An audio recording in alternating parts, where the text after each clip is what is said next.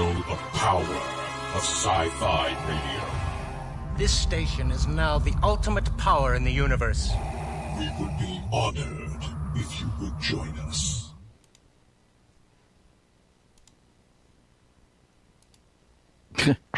Well, that was weird. Quiet.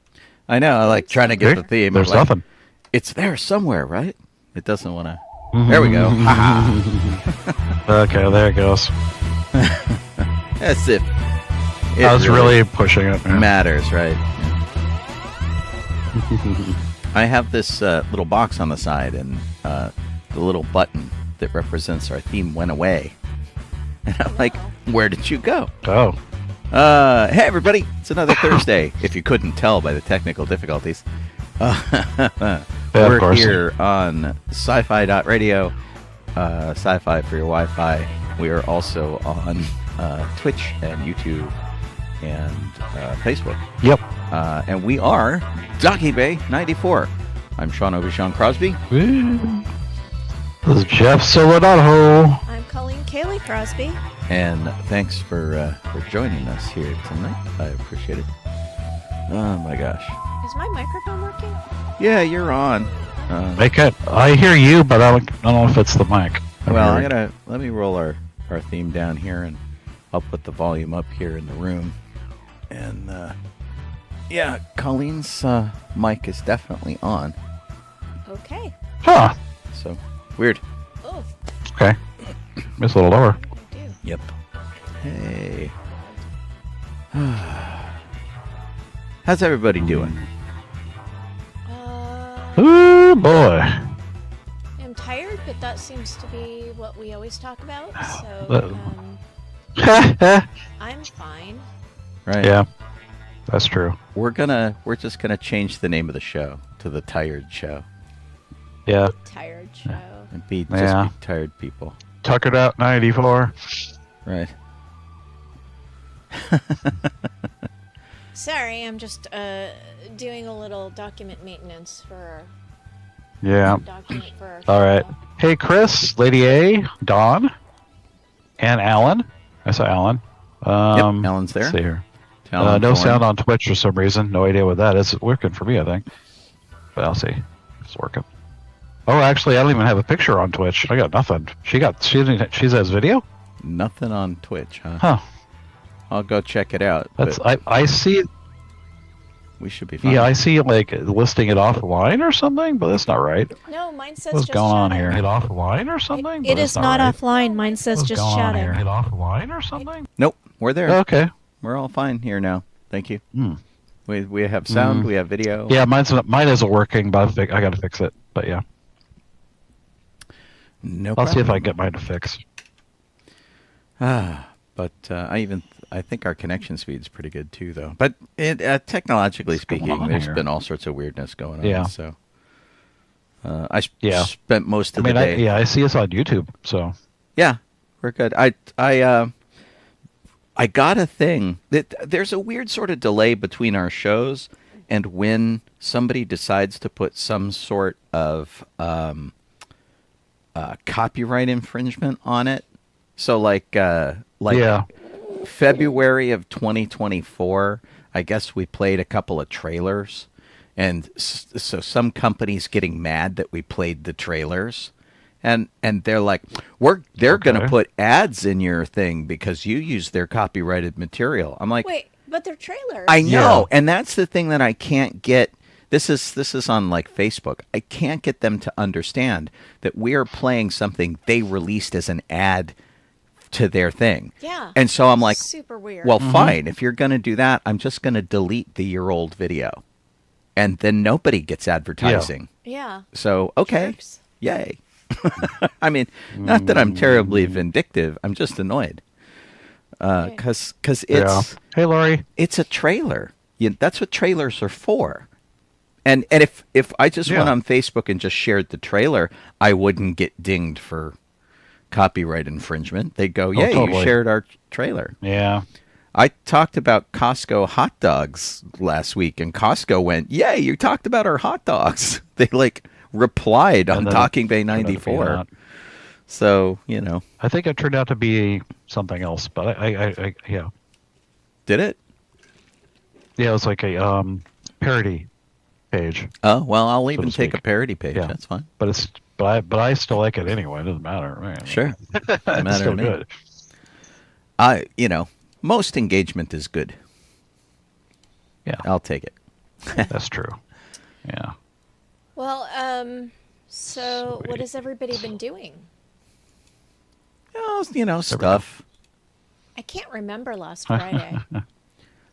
A long time ago. Did we do something special last Friday? No, I just was trying, replaying the week in my head, and Yeah. I can't remember Yeah. Friday. Oh. Let me go back and Yeah. look at Friday. I don't really have a and whole lot of there's stuff that I did, but There's nothing on my nothing calendar. on our calendar for Friday. Yeah, I can't remember either. We must have just sat around. And, Well, it was a hard week, Yeah. so. yeah. But on Saturday, I went to the Customers Guild West Toast the New Year's Tea, which was delayed from early January by the fires here in Southern California. And yeah. it was fun. I dressed Regency because I had most recently made a Regency jacket, which is called a Spencer. And I wanted to, wear something new. So did that and picked up my friend Gail on the way there, and then had tea with my friend Amy and a couple new people who I hadn't met before. So that was fun and got to see Nice. lots of friends. And then on the way home, I stopped by the library where Sean was on a mini-con panel. And if I'm not mistaken, this convention was so mini that it only had one panel. Yeah, it was. I don't know why they called it a con. It was called Outer Rim Con, and I don't know why that is, because really what it should have been is just a panel presentation, because it was just one panel, and there were like 8 of us on the panel. Yeah. Okay. It was a case of. I think there were 6 of you. Oh, and the moderator, I guess, and then Arlene kept stepping in. Oh, okay. So, yeah, it was definitely an interesting kind of thing. But the topic Okay. of the panel was using science personnel to reinforce science fiction, and that's not exactly how they put it, but that was essentially it. And I felt really terrible because I got there late, so I left here with plenty of time, and it was there. I needed to go 2 streets to get to this place. I had to go down 83rd, make a right onto Pacific Coast Highway, and take it all the way to the library. It was like that's how easy it was. Except there was some sort of police thing going on where they blocked off the tunnel that goes underneath the runways of Los Angeles International Airport. And we didn't know that. We were all just kind of there's a bottleneck there where once you get stuck in there, you can't go anywhere. You can't turn off. There's no other street. You have to go through the tunnel. Unless they, somehow let you turn around, and you can't really do that. So when we got into the tunnel, there was a car pulled over to the side, very unassuming, like old Honda, and 7 cop cars. Blocking the tunnel, which was kind of strange. Jeez. So I got there a half hour late, which I felt really bad about. The event was in connection with the Aerospace Legacy Foundation and an organization called Oasis. And they're part of the National Space Society. And so Outer Rim Con was just this one Heard of that. panel, which was weird. And I'm looking Oh. for the rest of my panel participants here.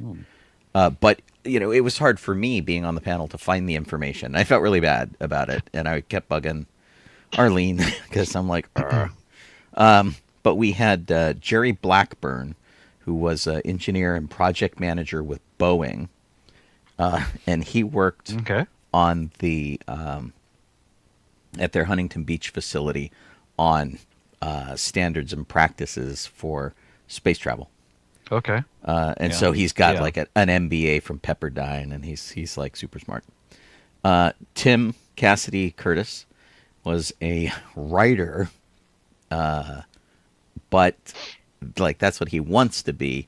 What he is doing is working on rockets and the space program. And so he was he's been featured on in the Nova magazine and things like that. And we had Lawrence Polio, who wrote science fiction and fantasy along with Matt Conant, who was also on the panel. Yeah. So this team, these guys, and actually, I believe these people. I don't know if you met them or not, Jeff. I'm pretty sure Colleen had, because they came to Eric and Liz's. And the reason I remember them is because they were writing for Mystery Science Theater 3000. Oh, I didn't realize that was them. Oh, It took me a while, and I should have said hello to them again. Like it. I don't think they realized that we they really knew you. recognized each other Yeah. very well from that. Anyway, they have a couple of 3 books out that they were selling, and then there was me, who has a really strange long. I don't know why I have such a long bio. It's really dumb. And then we had a couple other writers on the panel, and Rod Pyle was there. Okay. He does Ad Astra magazine and things like that, and he's written stuff for NASA and for JPL and studied the Apollo space missions and stuff. So it was a really neat group of people. Not entirely sure why I was there. Tried to contribute as I could. And you know, I can usually hold my own on a panel, so I didn't feel bad about being there. It was just like a little 2-hour thing, and which was kind of strange. But I kind of had to beat it out of there sort of quickly, because the Orange County Ghostbusters had an event in downtown LA. And so I dressed as Obi-Wan and went to the thing, because Arlene's like, you should come in costume, which always works out great, because that meant I was like the only guy in costume. But so that was a little weird. And then I went excuse me, to the Ghostbusters thing, which was in Little Tokyo, and I'm still clobbered from that. The coughing you're hearing is because there were a lot of people smoking cigarettes and weed and cigars and stuff like that. But one of the Orange County members is he hosts a blues radio show and is a blues musician. And so he goes by the name of Catfish. And he helped set up this thing at this blues bar called Hello Stranger that raised about $600 or $700 for Music Cares, which was it's a charity that right now is raising money to help musicians who lost their homes in the recent Southern California fires. So that was great. We had a lot of fun hanging out. It's a good group of people. That's cool. They're all really, really terrific. And you were missed, Jeff, for sure. We all talked about you a lot behind your back. Ha ha ha. Yeah. But we had a good time. I had just suspect. broken in my Doc Martens, so I was brave, and I wore them with the jumpsuit. Worked out pretty well. Okay. I had a lot of fun. We were out super late though, but on the plus side, I got to get that. We had a large road case, musician's road case, that we had picked up for one of the guys who has a foam Slimer. He's cool. He's supposed to go like decorate your lawn during Halloween, but he's kind of delicate. So we got this heavy duty case which was good. And Yeah. one of the guys, bigger guy, beard, I can't remember his name, and I feel terrible for not. Was that Tom? Maybe Tom. Might have been No, Tom. no, or, I don't. I or don't. Maybe Bacon. One It of those- wasn't. It wasn't both Bacon. Those guys had beards. Because Bacon, I got him a kilt that had been a hand-me-down that was too big for me or John. So he got a kilt. Oh, okay. Yeah, it could have been okay. could have been Tom maybe. Someone gave me a Vince Clortho figure for you, action figure. Oh, nice. So the next time I Awesome. see you, I've got this Vince Clortho figure Cool. to give you. Yeah. So Hi to Mom. Yeah, they wanted a bar like. Oh, hey. Pat. hey, hi Mom. Okay, Maria, there she is. Ooh. And So anyway, Michael, it was and Matt. it was a Wow, good look at night. that. Lots of fun. Raised money for charity. Goofed Yeah. off a lot. And Oh, nice. Vic, who is our resident, like 36-year veteran of UPS, so much so that he he Yeah. dresses in his Ghostbuster stuff and then he wears his UPS hat, which is hysterical. That is weird. He is so excited that we are doing these Jaws costumes. I can't even tell you. It's all he talked Yeah. about at dinner. I can't believe you guys are doing this. This is so cool. This is going to be amazing. And then, Oh, jeez. so as Jeff and I put together Yeah. these costumes, I'm doing Hooper, he's doing Brody. And as we put these together, we're realizing exactly how expensive movie costume stuff can be. Whereas, Yeah. the watch that Jeff would need if he was going to duplicate that watch can be in the God. $350 to $650 range. And the watch Yeah. that Richard Dreyfuss wears, and I hope he kept this watch, man, because it's like it can go up to $1,200 for this watch, and it's crazy. And for a while, it was like people were buying them online for like $100, and then the company Was it like reissued the them. calculator watch or something? No, it's not even the calculator watch. It's just a dive watch. Oh, okay. And it's not. Oh, okay, It's okay. not a brand anybody really knew. Oh, that's right. It's 70s. Never mind. Yeah, and so they made replicas of the watch that you can buy for like $800, and I'm like, no, how about one that vaguely looks like it? But Yeah. Vic was saying he was going to buy one of these, and he's like, I'm gonna watch? I'm gonna get this watch, and I'm like, dude, that's like $1,200, and he's like, Don't well, do it. I'm gonna Yeah. treat myself. I'm like, fair enough. Oh my gosh. Yeah, it was really funny. I mean, I have a belt coming that was like, almost $17 because I can't find one anywhere else. So Well, and some things, for less. are you just got to kind of pay, what you can find. But Yeah. if you hunt, if you look around a lot, you can find like cheap stuff, Yeah. which yeah. is cool. One of the things that I got for Hooper, and this isn't a Hooper prop. This is just it's just peripherally near him. Is I found the actual beer cans from Quint, No. which is really great. And I found one in nice shape, and I found one in crappy shape. So if I decide I want to crush one, I've got a crappy one I can crush. But they're like the old school, pull the tab off it kind of thing, and they're from 1974. Yeah. So, so you can find neat props for no money if you hunt. Yeah, yeah. And if you're patient. Oh yeah, totally. You do whatever. I'm not paying $1,200 for a watch. Oh no. Well, so Jeff, what did you do over the weekend? Me?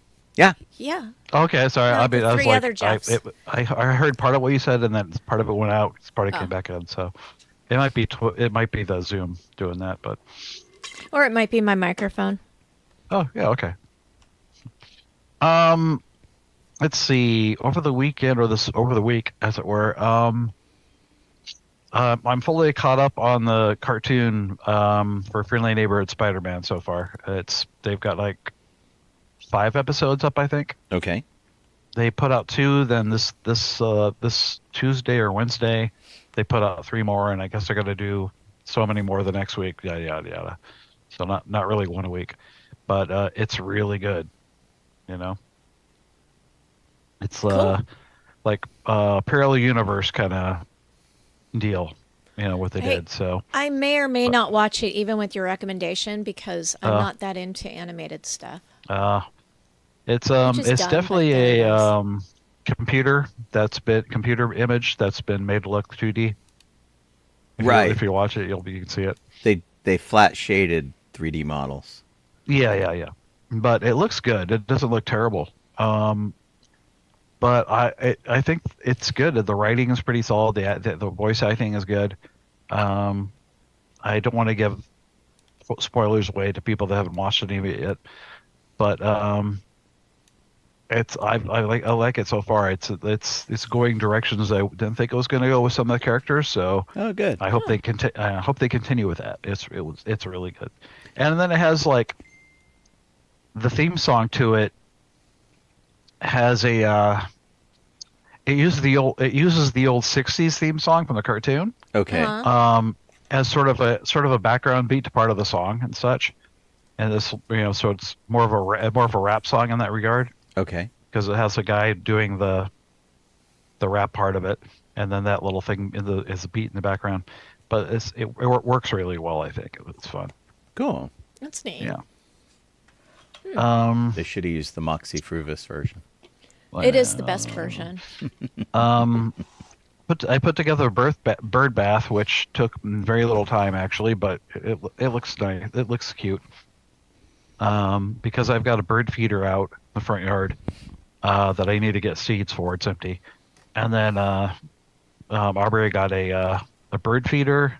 Oh no, sorry, a bird bath and also a hummingbird feeder. And I need to put up the little mounting hook to hang the hummingbird feeder. So that's the next thing on the list. But the bird bath was real easy to put up.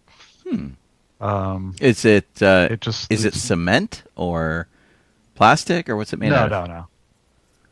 No. Metal. It's like Oh. I'm not sure what there's like there's a lowercase h one with spikes that goes into the ground, Mm-hmm. and then there's a little rod that comes up that screws into that, and then it screws into the bottom of the bird bath, and the little bird bath I think is aluminum actually. So it's not super thin like an aluminum can, so it's a little bit thicker than that, but just enough so it's not heavy, So I put the water, cut water in there. Of course, it rained, so Now there's lots of water in there's it. no birds using it yet. Huh? Now there is a lot of water in it. Yeah. Yeah, I mean, Jeff, it's Don fairly wants to shallow. know. Don wants so- to know where he can stream the Spider-Man, Friendly Neighborhood Spider-Man. Is it on Disney Plus? Disney Plus. Yeah. Disney Plus, yeah. Alrighty. Well, and I was going to say you don't have to worry about the bird bath freezing over in your neighborhood. Yeah, not here. Yeah, no, which not here. is often a problem with bird baths. It might get chilly enough that it could you'd almost have that, but no, we haven't had a huge that cold yet. The guy who does the voice for Peter, he mimics a bit of Tom Holland, so he does sound every now and then he gets pretty close to Tom Holland's voice. So I think that was the idea, but it is supposed to be a different like parallel universe Spider-Man. There's a bit of a flap concerning that actor right now, because he did an interview with somebody and he was saying, I really like where they went with the story and they didn't fill it with all that kind of woke crap, which has set a few people on Oh dear. on edge. It's like dear. the guy's I think he's about 30 years old, the actor, and it's like, dude, just you're in a Disney show. Don't say anything. Yeah. Just ride the gravy train, dude. Yeah. Don't blow it. Avoid your social media. Leave it alone. Right. Yeah. Heed the lesson of it's Gina just- Carano. Yeah. I know, jeez. But aside from that, it is. I do like the cartoon. It is really, for me. It's been really good because I mean, out of all the superhero characters I've, loved, as a kid and even now, it's basically always been Spider-Man. So, Awesome. We've had some they pretty do good, it right. I enjoy it. good things. So Dawn, and just so that you guys know, if you're not paying attention, Dawn got snow. has contributed another car to our Muppet Car project. He found a 1951 Studebaker. It is the right model of Studebaker. Almost. It's like 95% there. And Yeah. so that's at his house. And I was telling him Aw. earlier in the week, he's like, I need to get the car ready for rain, da-da-da. And I'm like, you need to get the car ready for snow because I'm pretty sure it snows up there. He's like, no, it snows at like 6,000 feet or whatever. And he's over here on the chat going, it snowed. Yeah. That's yeah. funny. Yeah, it's wacky weather. And the other thing I wanted to bring up because I work at Disneyland and I saw you guys yesterday. It was fun seeing you before your shift. Yeah. And Greg coming in, but I wanted something that happened like a few days ago, actually at work, and my people that I work with are all yes, that happens all the time. And I'm like, does it? And what happened was, I was working a position called grouper. So the grouper is basically the person that sends you to your spot to wait for your car. You were a That's what the fish? grouper is. He's sending groups of people or grouping people different Okay. areas. And on that night, there was a guy that was with this other group of people. At least I assumed he was. And they went to. I sent them to their spots, and I said, "Okay, and I'll send you over here." And he walked over to his spot, and then I turned to start working with the next group of people or something. But when I went back, gone. He just vanished. He wasn't where I sent him. Yeah, he Wonder where wasn't he in any of the went. cars around that were sitting there because no cars was left yet, and he wasn't going up the stairs that lead you out of the ride. He literally just vanished. This guy. Weird. I was like, what? What? Where did he go? It was just bizarre. But That's- apparently, they're like, yeah, this kind of thing happens a lot. You'll lose track of people from time to time. But all right, That's But I'm like, happened on the road too, where like the car around you suddenly Yeah. vanishes, and you're like, it has to be there. Where did it go? Unless it like drove Yeah. off the side of the freeway. But Yeah, at exactly. Disneyland, You're it's all- even weirder. Guy's gonna pass me. I guess not. Right. Wow. That's pretty funny. Yeah. So that's basically that. I don't really have a whole lot else to do there to report. Yeah. Well, Yeah. we went after Sean did his morning show and I worked a little bit Yeah. longer than I was supposed to. I was trying to get something finished before we left. And so we were still getting dressed. Excuse me. Actually, I was still getting dressed when Judy arrived to go with us to Disneyland. And we did more rides than we usually do. And I had wanted to do the Autopia since you were there, Jeff. And then after we talked to Okay. you, we wandered away and I forgot. Oh. Well. So we ended up going on Yeah. the Haunted Mansion and saw the new stuff The that's new in the queue Haunted line. Mansion. Yeah, the new queue line, and Yeah. there's some new stuff inside too. Right. They brought back the beating heart bride and got rid of Constance Hatchaway, who was the head chopping bride. Yeah. And then there was some other stuff that I hadn't really noticed before, or maybe it wasn't there the last time I was there because I haven't seen the Haunted Mansion without the holiday in kind of a while. It's been Okay. They had It's been it since for last spring. like 5 months, and it was like closed before Okay. that, and it was it was. a Oh, mess. maybe it's been even longer. And At I any rate, I think that they just tweaked a lot of the special effects. well, they did in the hallway that has the clock with the 13s and the coffin. Yeah. They had a Okay. bird cage that had a bat in it. And that was really cool. And I want to do that for Oh yeah. not for Thanksgiving, for Halloween. Halloween. That was a Mark Davis gag.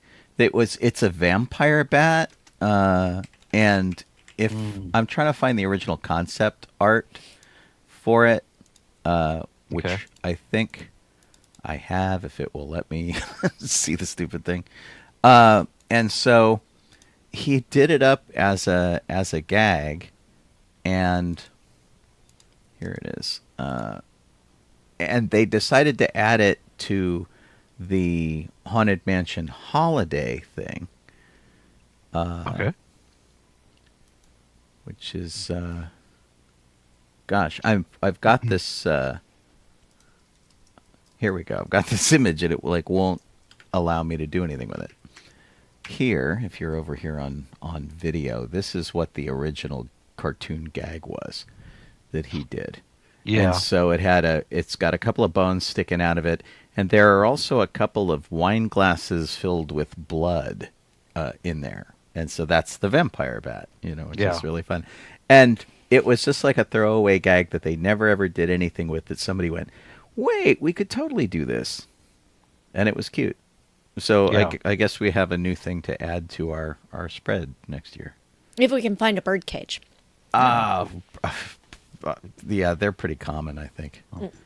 But Okay. they also changed the timing of the lightning in the changing portrait hall. When you first get out of the stretching room and you walk down the hall that narrows, the pictures change only with lightning flashes, and the lightning flashes on the right and the left are in perfect sync. So that when you see the lightning flash outside the windows, it changes the portraits on the walls, which is really terrific. Okay. So I think that was really nice, and just like minor tweaks of a lot of stuff. But mostly it's the bride who now shows up in a little bit of a continual story where she has a candelabra that shows up in the hall, floating in the hall when you first get into the ride. And you see the never-ending hallway. Yeah. The candelabra is floating there. The bride now has it in the attic, and then there's a tomb at the very end where the candelabra is floating inside the tomb. And so you kind of now see that in the same way that the ravens lead you through the ride. And it's nice. I like it. Yeah. I like it better than Constance Hatchaway. It's just me personally. Yeah, I like the beating yeah. heart thing. Yeah, and the whole beating heart thing is Yeah. what we grew up with. Right. And so it's nice to see that back. Apparently Kim Irvine's really excited by it. She's the Imagineer, who's the daughter of Madame Leota, Leota Toombs. And Oh, yeah. she was really glad to see that get back there too. And I can't say she's wrong. I mean, it's a nice nostalgia bit for people who remember the mansion when they were kids. And I think it's a nice, consistent storyline in there, whereas the Haunted Mansion runs the risk of not having a consistent storyline at all, because it's just got a bunch of sight gags this is it true. throws at you. So yeah, it was fun to see the new things for the Haunted Mansion, and we went over to Galaxy's Edge to ride Rise of the Resistance because they fixed the guns. They did. The laser Yeah. cannons that are firing against the rebels do this kind of we call it the choppy crushy thing, where they roll forward, they fire, and then they recoil back as they fire. And there are 3 of them, and it's a little less than when it first opened, because there was more of a ballet when it first opened, where you'd roll up to a gun, it would fire and get out of your way, and then you'd move forward. Yeah. And that one would fire, and you'd have to back up. But it was still neat to see them doing their thing. And somebody It's like was Dragon's Lair. Yeah, totally like Dragon's Lair. Oh my gosh. And it's very much, somebody said that it's been fixed for a long time. They just haven't like thrown that I don't switch think so. to make it go. And that doesn't sound right to me. Okay. I think they would try to fix that ASAP because we all talk about it all the time. Oh, you remember when that happened? And I They had just forgot to pull that tab. right, exactly. I didn't remember seeing them work since we got back from COVID. Disneyland was closed for 13 months during COVID, and I don't. Yeah, it was down for a while. Yeah, and I think it was down like since then. So it's nice to see that going. Yeah. And it was worth standing in line to. Yeah. And we all cheered and we're like, yay! We're easily amused. Right. That's true. That was fun. We tried to go on Tiana's despite the chilliness. Oh, okay. But when we looked at it and we're like, oh, it's not much of a line, so maybe it'll be that way the rest of the day. And then we came back and it was a really long line. And then we came back and it was closed. Oh, Yeah. boo. But we went course. on Pirates, Yep. and then we circled back and ended up on We did. the Millennium Falcon ride, Yeah, we did Smuggler's Run. Smuggler's We Ride. saw our friend Okay. Jessa up there who transferred over to Smuggler's Run, which was cool. Yeah. And we did Star Tours, Right. where I got to be the Rebel Spy. And every time I go on Star Tours, I take pictures that turn out wonderfully, often of people I don't know, because I'm like, I'm just going to take a picture of the Rebel Spy just in case. And this time I got like a craptastic picture of me. The one You time can't that even I tell. was the Rebel Spy, you didn't get a picture of it either. I didn't get a good picture either. Yeah, it really kind of sucks. Very, very sad about that whole thing. But Colleen actually got a really good one of me, I think, in Japan. I think you took it, or maybe I took it. I Yeah. don't remember. I don't remember either. I'd have to look through my pictures to find out. Maybe we both took one. But but that was fun. It was a real short line for Star Tours. So we enjoyed that. But we Yeah. ended up kind of leaving a little bit early because it was getting chilly. Our feet were hurting. Yeah. Colleen and I both wore Doc Martens Oh. boots. We should review what we ate. Sure. We went to well, where did we go when we first arrived? Earl of Sandwich. Earl of Sandwich. And Judy and I both got a cup of soup. I didn't think I was going to get soup because I thought the choice was tomato or cheese and broccoli. But they Yeah. had chicken noodle, and I thought, well, it's probably from a can. It's probably not very good. How good but can it possibly it's be? cold out, so I got the chicken noodle soup, and it was really good. The noodles were Oh, good. handmade, and they were Okay. they had a good tooth to them, and they served it up with a piece of toast, so it was very nice. Sean was cranky because they don't have his sandwich. They don't have there my anymore. sandwich anymore. And every time I get something that I think I'm going to like, it's always got something that I don't like. So I got like the original sandwich, the like 1783 or whatever they called it. And it was just roast beef and horseradish and cheese, I guess. And it was like so fatty and so and gross. It really grossed me out. Bummer. And it was like a pretty lousy way to start the day. And so I try not to go there if Gotcha. I can help it because Well, you they should just have. make me sad. You should have said that wasn't one of the choices you wanted. We would have gone to one of the other places. no, but that you we were guys talking wanted to about. go. So Judy really likes it. Didn't matter. Anyway, and then the other thing, we went and tried the Hungry Bear because they reopened the Hungry Bear with the new menu As a and- barbecue joint. Yeah, and Sean, I Yeah. believe, has eaten there before and liked it. Yes. And I went ahead and went full on. Loaded fries. Yeah, I got loaded fries. They were really good. And honestly, if I had gotten a sandwich, it's basically the same ingredients as a sandwich, except you get pickled red onions and pickles and some sauce. So it's just missing a bun and plus some hot peppers and pickled red onions. Quite good. Okay. I could recommend it. And Judy got the thing that I've been seeing on menus that I've been curious about, which is the corn ribs. And I couldn't figure out how they made them. And basically what they're doing is they're splitting a cob of corn. Lengthwise. Yeah, lengthwise, but they Okay. split it in like probably quarters. They're probably quartering it. And I would so imagine. they've got this strip of the cob with the corn on it, and then they cook it. And I'm assuming that they probably boil it for a minute just to get it started, and then they grill it, and then they throw toppings on it so that it's Mexican street corn. And but it makes it ends up in a kind of a bowed arc. Yeah, the cob part of it curls in on itself. Yeah. So that all the kernels are to the outside. It's weird. It's curved enough that you could wear it as a bracelet. Yeah. It's just like this big curl. Oh, okay. It tasted good. I think that I was happiest that I got the fries, Wow. even though they were not as healthy.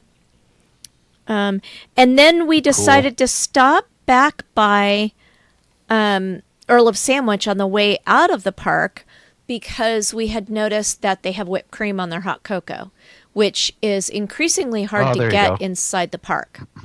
They won't, even if they Yeah. have whipped cream at a location, they won't even take money to add the whipped cream to your hot cocoa, Right.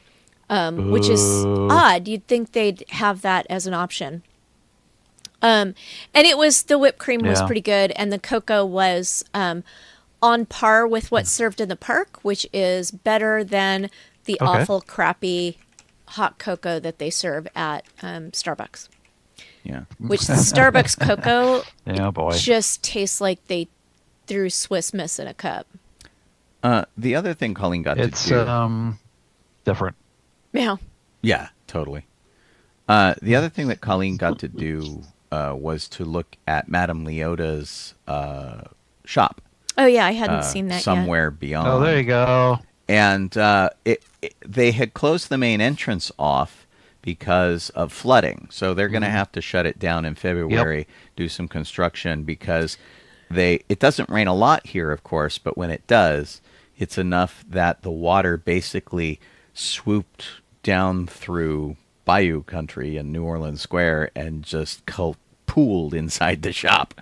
So, yeah, they had to block it off, put sandbags in. But they kept the shop open, so Colleen got to see it, which was good. It was okay. Nice. I wasn't really impressed with it. I do feel like they've used the space poorly, like Sean said, with the giant table in the middle of the room. And That's I a found bummer. it interesting that they don't have 100% of the same stuff that's in the old Haunted Mansion shop. And I feel like there's more Wow. variety in the old Haunted Mansion shop than there is in the new one. Yeah. So, Right That's a now, at bummer, least, too. until they Yeah. get it all sorted out. One of the things that I think I mentioned on the show before that I've been looking to get more information on, and this isn't official, this is just my experimenting, is the crystal ball that is there seems to get more active at the top and the bottom of the hour. And so I've seen it at the 30-minute mark, and it's gotten more active and noisy and colorful and animated. And then I've seen it a couple times at the top of the hour now, and it did the same thing. So if you want, it's not like a big show. It's not like there's a little animated thing in there and you see Madame Leota's head and whatever. It's not like that at all. But if you want to, Gotcha. See something where it's not just a swirling blue mass, seeing it at the top or the bottom of the hour is kind of cool. And actually, more interesting than the crystal ball for me is that the lamp above it is from the Haunted Mansion back when we were kids. And so it's a Tiffany-style lamp with spiderweb designs in it. And it used to be in the Haunted Mansion in the old days before they changed everything and made it so that she sort of floats and that kind of thing. So, Gotcha. Just from a nostalgia standpoint, I think that's pretty cool. Yeah. So it was a pleasant day. I liked that we didn't feel compelled to stay until the very last minute. We didn't overdo it, Yeah. which Yeah. was nice. That's good. Yeah. And then the I was other there. thing I did want to comment on the tea that I went to on Saturday was that we had the tea at Chato in Torrance. And if you're local to Southern California, sadly, the Chato tea was a disappointment. Seeing all my friends was worth the price of the admission, so I don't regret that I went, but the quality of both the service and the food at Chato was much declined since the last time I went, and I've been there several boo. times. That's just sad. Yeah. That's really The sad. Yeah. the waiters were snippy, actually. Not all of them, but there and we were a big group, so I think most of us were trying to be really understanding, and but the waiters, if you asked them, may I have more tea, they were very snippy with us about it. And they also Yeah. our menu had 4 different types of tea on it, and they were supposed to bring them one at a time. So like when we sat down, we were supposed to have one variety of tea, and then they would bring another pot. So there were supposed to be 4, and we got 2. And then when we asked when we would be getting the next one, they brought us the 4th variety on the menu, and we never got the 3rd one. I'm happy geez. that we got the 4th and not the 3rd, because I wanted the 4th and I didn't care as much about the 3rd. But I think that the tea shop would have been better off offering just the 3 instead of offering 4 and then only bringing 3. And it was also odd because they Okay. sat us at tables of 6 and brought 1 pot of tea to each table, and a pot, the size that they have of the pots, only filled 4.5 teacups. So that was kind Wow. of hard at a table of 6. That's kind of a bummer. Yeah, and they would bring more. That sucks. Like if you asked for it, they would bring a second pot, but it was odd. And then the tiers, they have 3 tiers of food, which is standard at a tea room, and the regular sandwiches were fine. The vegan sandwiches Yeah. were bizarre. They were not tea sandwiches. They were like this thick, and all 4 of them were the same. And the scones were not great. A lot of tea rooms have not great scones, so whatever. But you've had the- good experiences here, Yeah. so it makes sense that you expected better. Yeah, I've had better experiences there, and then the dessert was the skimpiest dessert I've ever had at a tea, which technically wasn't a problem because man. it wasn't like I went away hungry. However, we got Yeah. one macaron, the little, they're like this big, they're like an inch across, and it's an almond cookie with a filling. So Okay. Amy, who's allergic to nuts, couldn't have that. And then they brought us Oh, damn. a single, what may have been a sugar cookie, but we're not sure. It might have been a butter cookie, might have been a sugar cookie. Mystery cookie. Possibly it was lemon. We're not sure. We asked because Amy wanted to know whether she could eat it, whether it had nut flour in it. And the waiter that we asked said, I will go find out, and never came back. Never came back. Yeah, so, Oh, that's nice. yeah. So it's too bad because I've had good experiences at Chato and Torrance in the past. I don't know if this was a one-off or if that's what their plan is going forward. But, I mean, if Jeez. someone invites me to go to tea at Chato, Yeah. I'm You'll probably rethink that going offer. to say, I don't know. Let me call them and find out what is really on their menu because I was Yeah, so geez. disappointed. Maybe we could go someplace else. Hi, this is Colleen Yeah. Crosby. I had tea at your place a couple months ago, and I wanted to know if you still suck. That is exactly Yeah. how I would phrase it. Yeah. Are you So, serving anger? Are you serving anger? Yeah. No? Okay. But again, like I said, the overall, like seeing my friends made it worth it to go. It was delightful to see everybody. And I don't know what to say. I think that if our group goes the next time that we do tea, because our group does a big tea like once or twice a year, I don't think we're going to go back to Chato because Yeah. a lot of people were really disappointed. Oh, understandable. Yeah. Yeah, I understand that. Of course, with food prices going up, probably no one will be able to afford to go to tea anymore. Right. It's like, whatever. Yeah, it's a little pricey. Yeah. Yeah. Well, Well, I mean, they're making fashion accessories out of food, right? So like the cord over at the Hungry Bear. So What? Oh, the corn. yeah. Right. Oh, yeah. Well, I mean, nobody's gone full Lady Gaga, and they're not making meat dresses or Yeah, it's a anything ba- right yeah. now, so Right. It's a bangle, right? sure. Yeah. Cob bangles. Is that it? Have we talked about everything? I I think we have. think so. I feel like there I was think like so. one Yeah. oh, we went to IKEA. Oh, we also had a bad food experience at there. IKEA. Yeah. So wild. Oh, so dang, man. so there Yeah. What the heck? we have a bunch of IKEAs in the area, and some of them are smallish, but we happen to have the United States. The largest IKEA in North America is in Burbank. And we Gotcha. had our choice. We could have gone to one or the other, and we chose poorly. We went to the small one that was closer to our house. And they don't have a proper cafe, because if you go to Burbank, they have a lovely restaurant.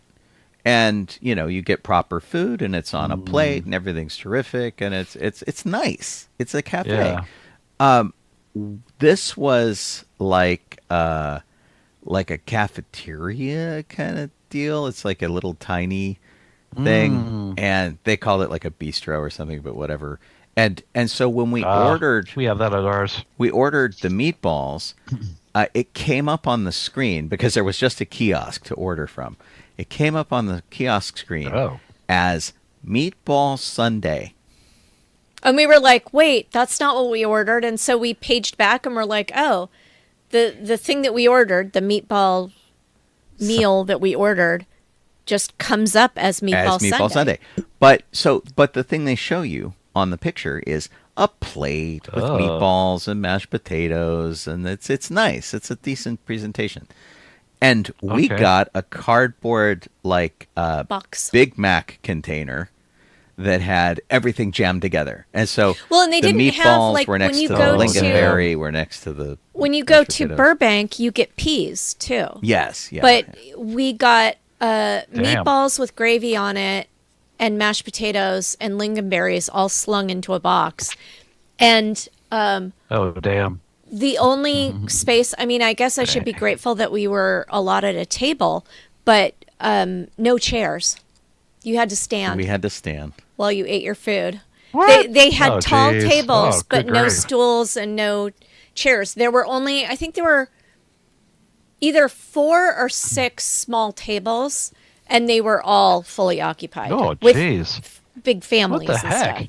Right. Yeah, so Man, that it blows. was and then so we The one go here, in that's to bigger. buy the piece of furniture that we're looking at buying, and we spent some time with one of the IKEA people who helped us design. Who was really sweet. Yeah, she Totally was helped us wonderful, out. super helpful.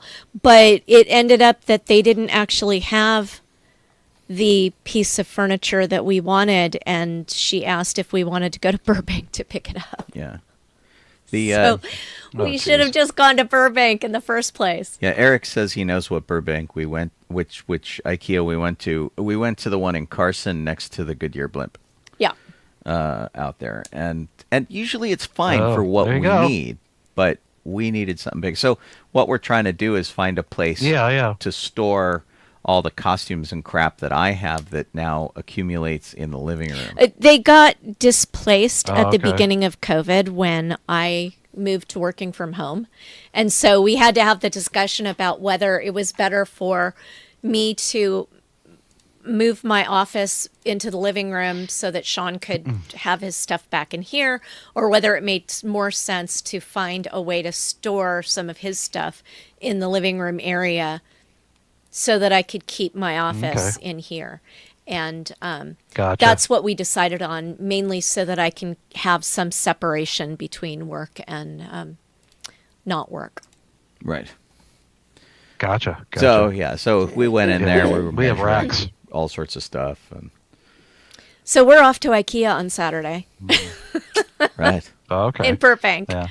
We have a couple racks in the garage from. I think we got those from IKEA. A couple racks, like 3 of them, that we have costumes and whatever on. The shelves behind it helps, Colleen, 'cause- the shelves behind me that you can see right now watching the video, those are all from IKEA. The desks we The sit desks at, are from IKEA. our bookshelves in the living room, Yeah. The drawer units are from Okay. IKEA. the storage shelves we have on our back porch, the bookcases in our bedroom, the bookcases In the that the living room. turtle's sitting Okay. on. Basically, I think we have 2 pieces of furniture, 3 pieces that aren't IKEA. The thing that Okay. that's sad Gotcha. about that is we moved into this place and we're like, we're going to be adults and we're going to get real furniture, and then like what we ordered like didn't work. It wasn't made well, and it was not that it was Yeah. like cheap. It was one of those like nude furniture, stain it yourself kind of things. And Yeah, it just yeah, yeah. didn't work. And we went right back to IKEA because it was just easier. Yeah. Yeah. Sigh. That's a bummer, though. I mean, the IKEA by us in Costa Mesa has like, gosh, I don't know how many tables. They have a lot of tables set at after you. It's still cafeteria style, but there's actual cashier person there. You don't order from a kiosk, and they have like the people. That you can see the people preparing your food as you walk up. So The cafe little tray in and stuff. Burbank is cafeteria style as well. Yeah, but it's nice. big Okay. and well lit. Yeah, and they have Yeah. more happy looking. selection do you get of real food. plates? Yeah, Yeah, and you get plates. yeah. Okay, good, because that's what they do at the Costa Mesa one too. You get you get plates and stuff, and Yeah. you know, Yeah. coffee I've been to cups or whatever Costa you need. Mesa. It's pretty good. Yeah, the one in Carson Yeah. is really not. They claim it's a bistro, but it's really a snack bar. Right. And the one that was in Burbank used to be a lot smaller, and then they built this gigantic one and moved over there. It's Yeah, it is Gotcha. only 6,000 square feet larger than the one in Chicago, but it is almost Okay. 200,000 square feet smaller than the largest IKEA. Which is in Korea, South Wow. Korea. Isn't it? South Korea. Yeah. Yeah. It's actually yeah. like Must have a roller 175,000. coaster. Yeah. Right. Well, there is if you sit in the shopping cart. That's pretty funny. that would be fun. Oh, where is the second largest? Yeah, Can you guys guess where the second largest IKEA in the world is? It's not. Oh, in the world, In the world. Sweden. It's smaller than South Korea. it's got to be like in Denmark. It is in Yeah. Gwangyang, Gyeonggi province. In China? Oh, Sure. see, there you go. I have no idea. Let's I mean, see. province if sounds like it. if that tells us. Oh, they don't tell you by square footage. in this list. Okay. The Valley this- like Wanji? See, I don't trust these little AI things that pop up, because this one says the largest IKEA in the world is located in the Philippines. Well, maybe. Maybe that's the province. Oh, you know what? Gwangyang is in South Korea. Oh, okay. Okay. Okay, so that'd probably be the other one. Okay. The Philippines, huh? Well, that's what it says on Wikipedia too, so maybe that's the case. Okay, so this one says that the largest is Weird. in the Philippines. So the original information that I had was incorrect. Yeah. I'm looking at Wikipedia now, and it says the largest one is in the Philippines, and it's 700,000 square feet. And the one in Korea is the second largest at 650,000 square feet. Well, there we go. Okay. Well, hey, when this appears on Trivial Pursuit later, We will all know. It is the top of the hour. It is. Yeah. You are listening to, if you're over on sci-fi.radio, Good Morning. Good Morning. That's the other show. Docking Bay 94. I'm Sean Obi-Shawn Crosby. Joe Donoho. I'm Colleen Kaylee Crosby. You could be watching us on Facebook or on Twitch or on YouTube. If you like, you can check any of those out. One of them is on sci-fi.radio. One of them is on my personal page. And then go to Twitch or go to YouTube and just search for Docking Bay 94. You'll find it. You know what we look like. We're cheerful. Somewhere. Kit, Boba-Kit, does our show document and keeps all of that stuff in order for us to do the show. She also does all of the posting over on Docking Bay 94 on Facebook. And so if you laughed at something over there, the chances are pretty good that Kit posted it up there. So thank you to her. And as for us, well, we're just kind of kicking it. So, woo. Thanks for being here. Why don't we go ahead and talk about Star Wars now? Oh, that thing. Woo, Star Wars. Woo, woo. Does that mean no? And if we didn't say it before, hi to Eric and hi to Phil. So there we go. Okay, we've got like 4 birthdays here. Our first one is February 5th, 1901. So there you go. Marjorie Eaton, who was the original under a lot of weird makeup and squiggly hologram face, whatever for the face, of Emperor Palpatine in Empire Strikes Back. But in addition to that, she passed away in 86. Only about 51 credits, really. Not a huge chunk of them. She was on the Waltons, though. There you go. Yay. For Colleen. So, and wow, she was in Bullet. But anyways, yeah. So it's oh, she was Miss Persimmon in Mary Poppins. That's where I recognize her from. And she's like in the very beginning of the movie when Bert is doing his little one-man band. Right. And he gets to like, "Dear Miss Persimmon," and then stops. Right. She's like, "Yes," and then he starts, and from the east, west coming in. She was in That Forsyte Woman, which is kind of interesting with Greer Garson. She was like, I think she was the mom in that. And she's got some good credits to her name, even though they're few. And not a lot, but it's But then 1901, so there you go. Yeah, I mean that's and her career started like right after World War II. Yeah, at least in terms of movies that she's credited for. So yeah, right on. I didn't know exactly. that a woman played Emperor Palpatine. Yeah, it was a weird mix where they put like gorilla makeup on her face. Clive Reville did the voice, so it was a male voice. Oh, okay. Weird. And because they didn't really know what the Emperor looked like yet. George hadn't solidified that. They just like mocked something up really quick because it was a hologram. It just had to look creepy and sinister, and that was it. And it wasn't until Return of the Jedi he's like, oh, okay, I guess we need like a real actor. For this. And then they retroactively special edition whatever over the new Ian hologram. McDermott got put in there. He shot scenes and they replaced. Yeah. She was also in Harold and Maude. Oh, what did she play in Harold and Maude? Madame Arouette. Yeah. I don't know what that role is. is. But yeah, so pretty darn cool. So there you go. Not shabby. Our next birthday is January 31st, 1911. That was Eddie Byrne's birthday. He played General Willard, and he was on Yavin 4. He greets Leia. Right, he's the one Four. that's, I think, that says when we heard about Alderaan, we feared the worst. Yeah. When she first gets onto the Yeah. planet.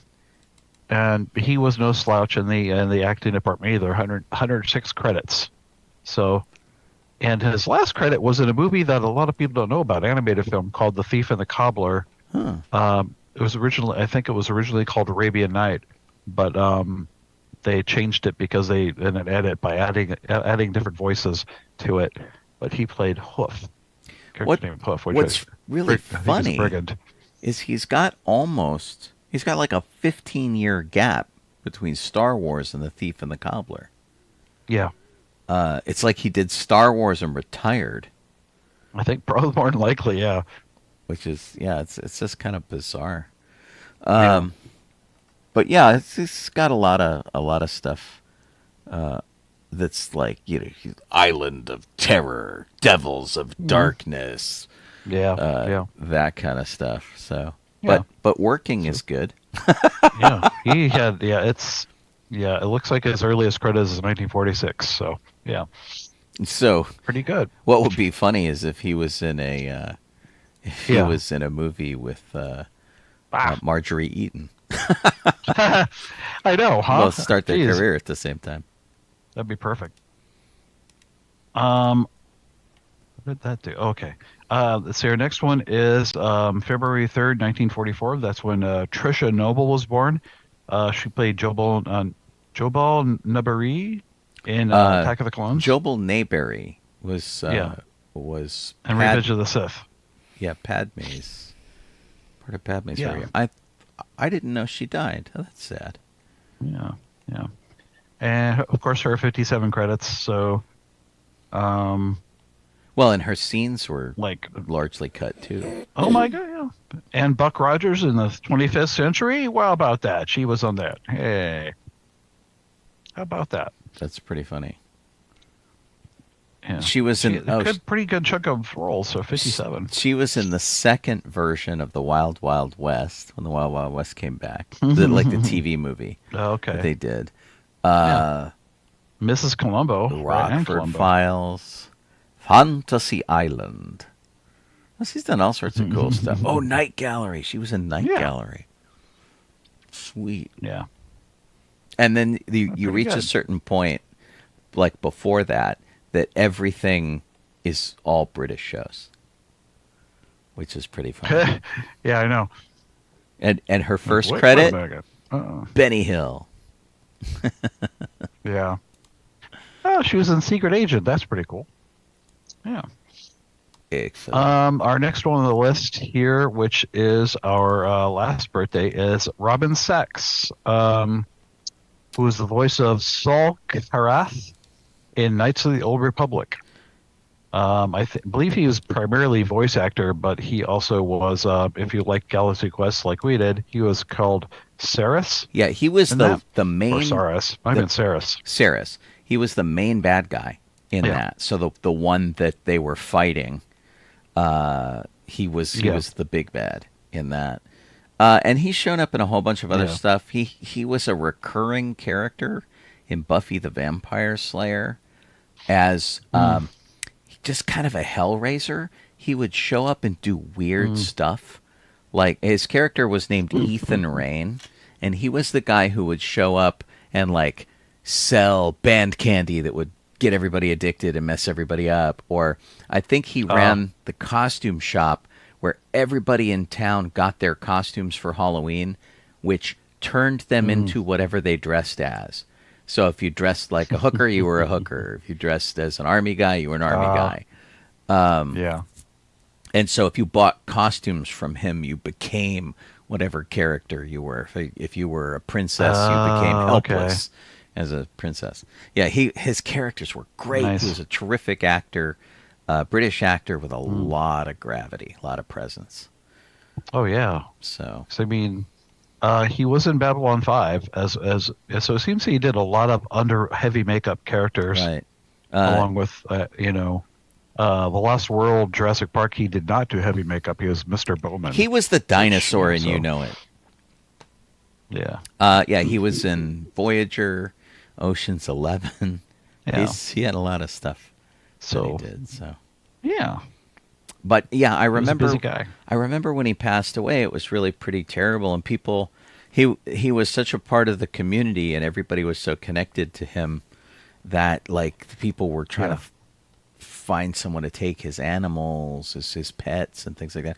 And he only died at 61. It was so surprising to everybody because he just seemed too young. So yeah, 2013 man. was a pretty big deal. So like 10 years ago, I guess, 12 years ago. Yeah. Hello to MCat. MCat Grassy? MCat Grass. Hey. Over there in face. Yeah, there you go. Here. Got back Yeah. from watching And, Love Hurts. Yeah. And then we got the history portion. Here we go. January 31st, 1997. That's it's when Albin Johnson, first fella. That guy. Yeah. He wore a homemade stormtrooper to premiere Star Wars. It was for what does it say here? But this was for It was the special edition. Was it special edition? Yeah, in Yeah, the release 1997, of the special edition. in like that's what it was. 2-3 month period, they released Star Wars, Empire, and Jedi in the new special Yeah. editions. They had premieres here in LA for them. I know we at least did did one of them. It's interesting. Actually, that was the special edition was really interesting because our local radio station, KLOS, had a big premiere party thing, and none of my friends told me about it because they assumed I knew. And so they're like, "We went. We didn't see you." I'm like, "I didn't know anything about it." And they're like, "Oh, we didn't tell you about it because we thought you knew." So, yeah, that was a lesson hard learned. Oh man, Stay on your friends. That's pretty funny. Excuse me. Okay. We have number 2 here as February 6, 2009 was when Fanboys opened in theaters. Remember that? Which had all that stuff. Putting Fanboys somebody's Vulcan in there. had such a long, weird history to get going, and in fact, the Weinsteins were behind the movie, and they wanted so Really? much to have. Yeah, they kept trying to change it, and they wanted it to be a nerd version of the 40-Year-Old Virgin. And so when they did it, they kept trying to change it. They were taking out various plot elements and cameos. They didn't understand the movie. Yeah. So it's a bummer. But Yeah, of course. a lot of us went down to see it. We went to test screenings of the movie, and we preloaded the test screenings with like, "Hey, this doesn't make sense. What's here? Is there more to this? Did you cut something out? This doesn't make any sense. It feels like there should be more here. You know what's missing? There's like no dramatic element to this at all. Did you guys cut that out?" So we completely overload it. But the movie itself had really great people in it. Like Dan Fogler was in it. Yeah. Of course, he's gone on to do all sorts of terrific stuff. Jay Baruchel, Sam Huntington, Chris Marquette, and Kristen Bell. And, had some... And Christopher McDonald was in it. And then the cameos were like Seth Rogen and Danny Trejo and Carrie Fisher and...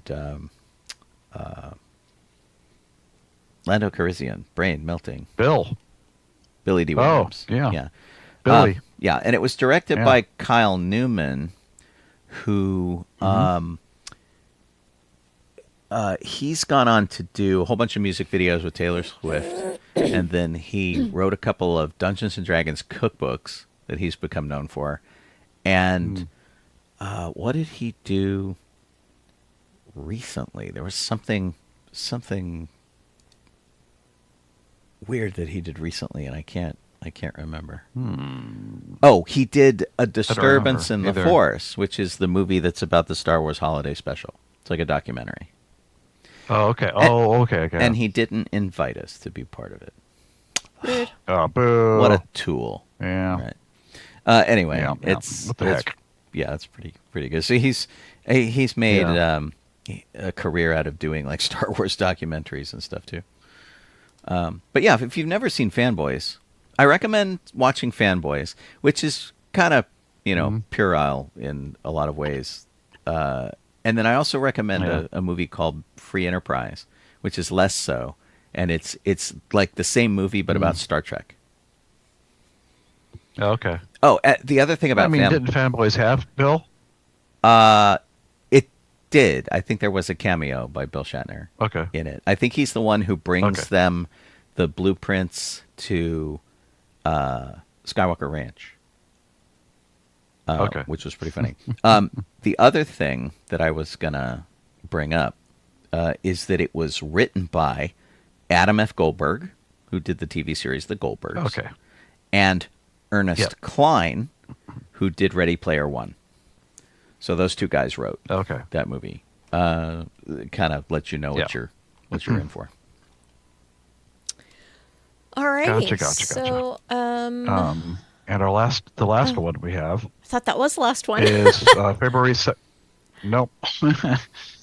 February 2nd, 2011. And there was an early Super Bowl ad from Volkswagen with a little boy who was dressed as Vader, and he's using his force powers, which is really cute. Commercial. It was a good commercial. It was made right down the street from us at Deutsch. Yeah. And the 501st Legion helped launch it. We went to their launch party at their offices about a mile and a half away from us. And right behind the building Colleen used to work in. Yeah. Which was pretty funny. Wow. So, yeah, it was very interesting to talk to those guys. For sure. Ad people. They're not like you and me. I'll just leave it there. Yeah. No. Yeah. Let's move on to theme parks while we have time. Yay! Reservations are no longer needed or will no longer be needed as of March 17th at the Droid Depot in Disneyland. So you can decide at the last minute that you want to build a droid and you can get in and do it without a reservation. But not in Florida. Florida still has reservations. good. Well, and so it's funny because you've always been able to do walk-ups, and I've never built a droid for me. I've helped other people build droids, and they've always just walked right in. I think that the difference is now that you can't make a reservation. Right. But it seems to me that for a long time you haven't needed to. Right. I So mean, it's- that's the it's reason weird why they're that it was still an option this late in the game. right. They probably just canceled it because no one was using it anyway. Right. Yeah. Gotcha. And Josh Gad did another stint as a Another worker. Disney job. Yeah, at Disney. yeah, First, yeah. he was a skipper on the Jungle Cruise. Then he was a train conductor, and now he is a guide on the Kilimanjaro Safari. So cute little 5-minute video on him safarying. And it's educational. We learned, watching the video, that a group of hippos is called a bloat. Alrighty. I had no idea. I'm assuming that's real. It's only because the guy actually driving the truck Said it. said it. Yeah. I don't trust Josh Gad yeah. as far as I can throw him. I will say that seeing Josh's name tag, his Disneyland name tag, that says the location of where he's from, it says Arendelle. Oh, does On it? it. Right. Well, and he was making a joke about it something is blood, by the way. about people not being Frozen fans because they weren't laughing at his jokes. Oh. Yeah. But Yeah. That's pretty funny. A quick Google search did turn up that it is called a bloat. It is called a bloat. There we go. Right on. Yes. So see, it's educational. Yep. Go watch it. Okay. I'm so sorry. Excuse me. Oh dear. My goodness. Yeah, I'm sleepy. Yeah, it's been a week. Sure. I understand. Yeah. Sean, you want to take the rest in peace section? I will. It is blissfully short. The Thank goodness. 8th Major League Baseball commissioner, Fay Vincent, passed away at the age of 86. He was commissioner from 1989 to 1992, overseeing Major League Baseball. And it says here that he had the difficult job in making sure that the World Series in the Bay Area, in the San Francisco area, continued responsibly after the earthquake that happened prior to Game 3. So that's pretty tough stuff. So you can look him up and see his very extensive career. And it's not a job I could do, that's for sure. And then at the age of 81, Mike Ratledge passed away. He's one of the founding members of British rock band Soft Machine. And he said he passed away after a brief illness. But he was a composer and a keyboardist for the band. He was a keyboard. He just laid there and people played him. It was amazing. But his that skill. His bandmates, of course, were crushed. Because he used to meet for like every day or every couple of weeks rather for 40 years. It was kind of nuts.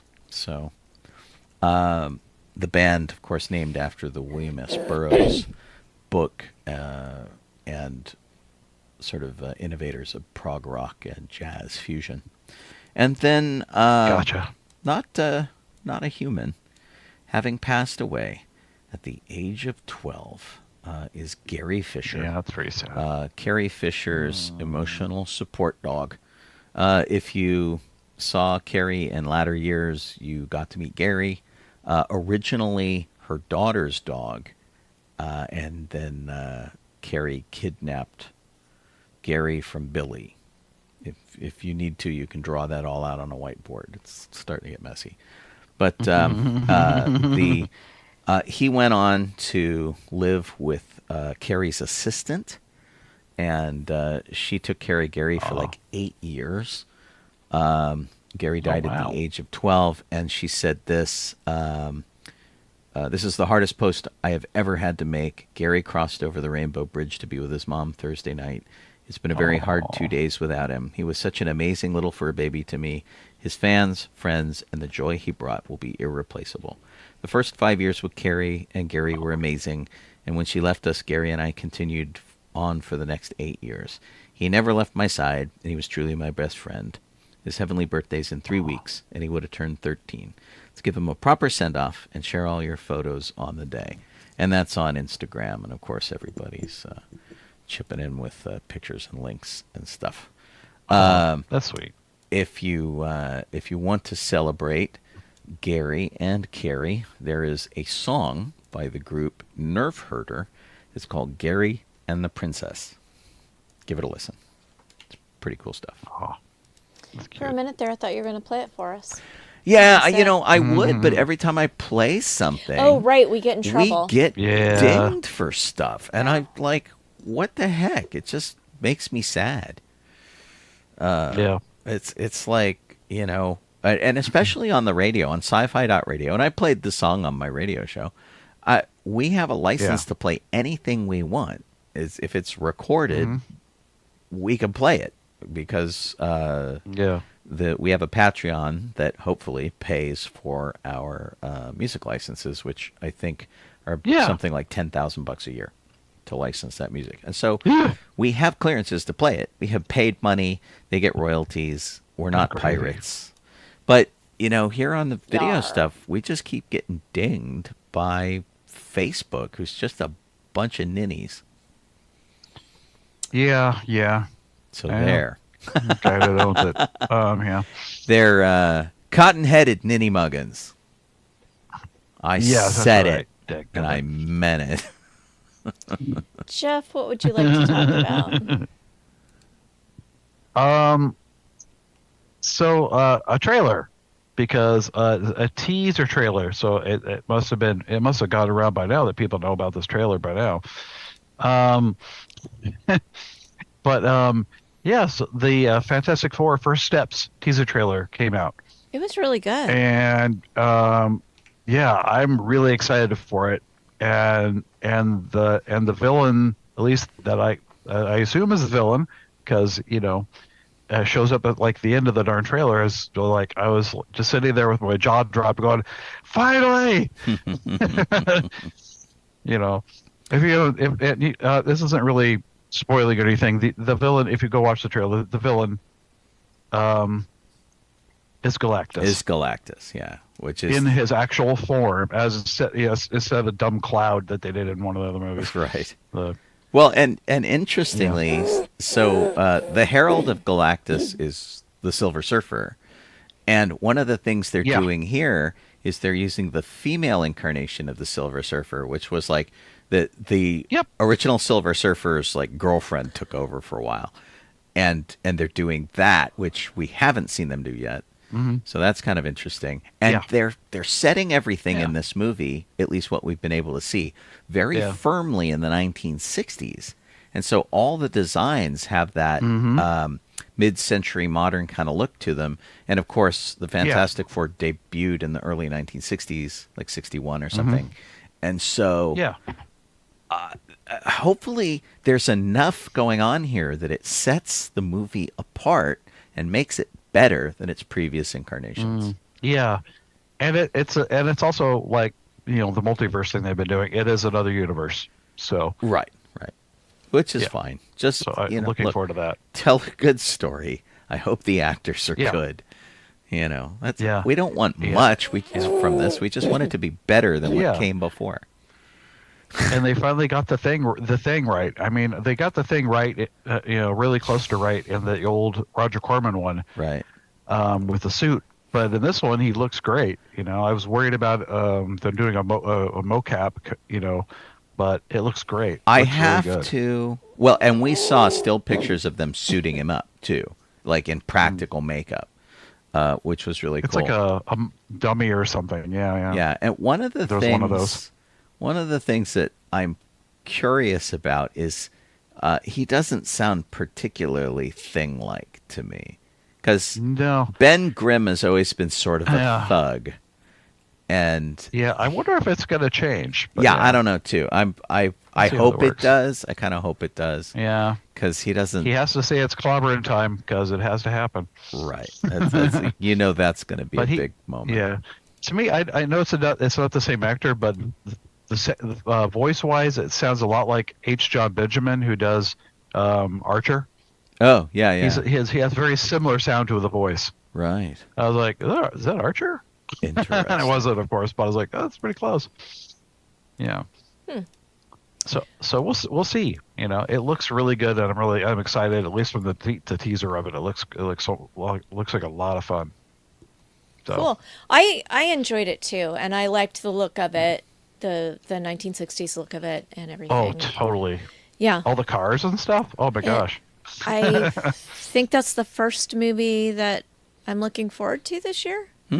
So cool. Yeah. Sean, what do you want to talk about? I got a bunch of Harrison Ford news here. He's been in the news a lot lately because he's been working on a whole bunch of projects. And one of the things was really interesting. He's in the series 1923 with Helen Mirren. And she has been saying that Harrison Ford is like really lightening up. He's like having a good time. He's taking parts that challenge him. He's enjoying a lot of what he's doing, because some of it like relates to his life. So like in 1923, a lot of the stuff that he's doing with his character relates to things that he felt after he had his trainer plane accident and things like that in like 2015 or something. And she thinks, Helen Mirren thinks, that was a big awakening for him. And he's like, crap, life is good. I should be enjoying life a lot more than I am. So, since I almost lost it, how about I spend some time enjoying it? And he has been having so much fun on talk shows. He's been joking around. He's been a smart ass. He's known for being a curmudgeon, but he's lightened up on a lot of that, which is really terrific. So I'm really pleased to see him doing that. I mean, we like Harrison Ford. We want him to be happy. Yeah, to be happy. And so there's a couple of things, like there's a game that's out.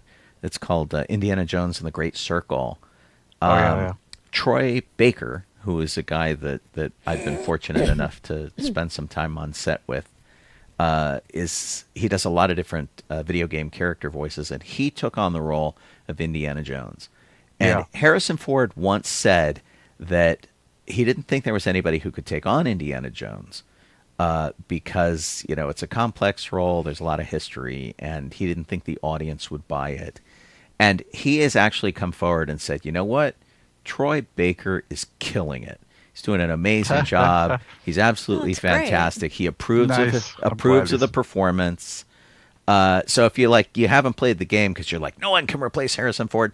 Harrison Ford says go for it, which is really cool. So it was nice to hear that, and having had the opportunity to basically goof around with Troy for a couple of weeks on set, because that's really what we did.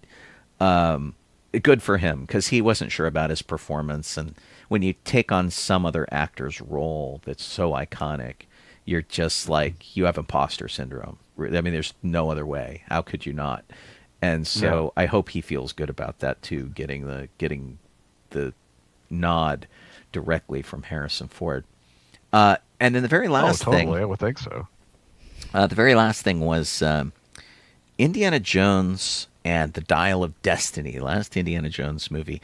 Didn't really do too well, and some people didn't like it. I thought it was fine. Yeah. I had a good time, but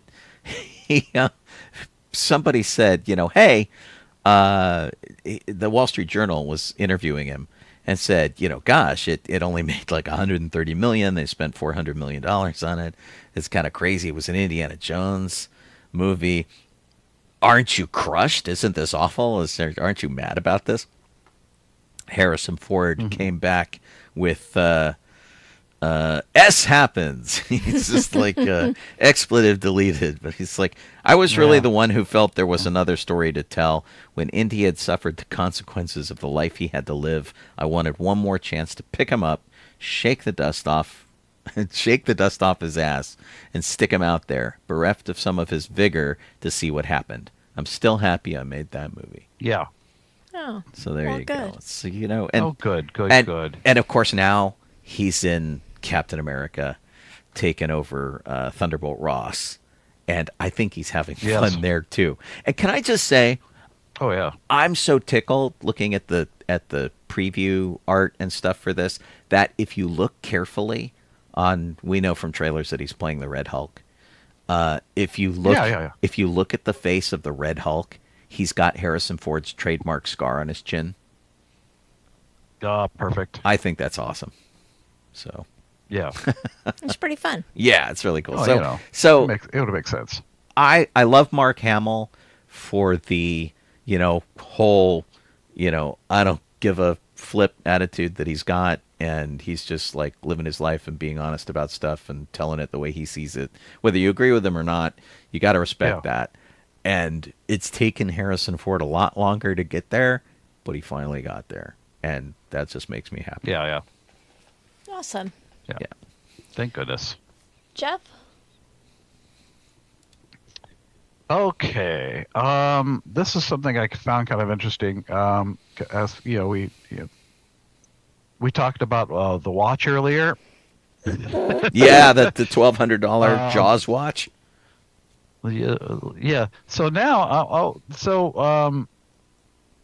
well, Co-Pilot, Go Grief, or Oris, or whatever, decided to make a Miss Piggy watch and a Kermit the Frog watch. And boy, that other watch is a drop in the well, because good gravy, the price tag for these. Yeah, double $3,200. double the price of the Jaws Yeah. watch.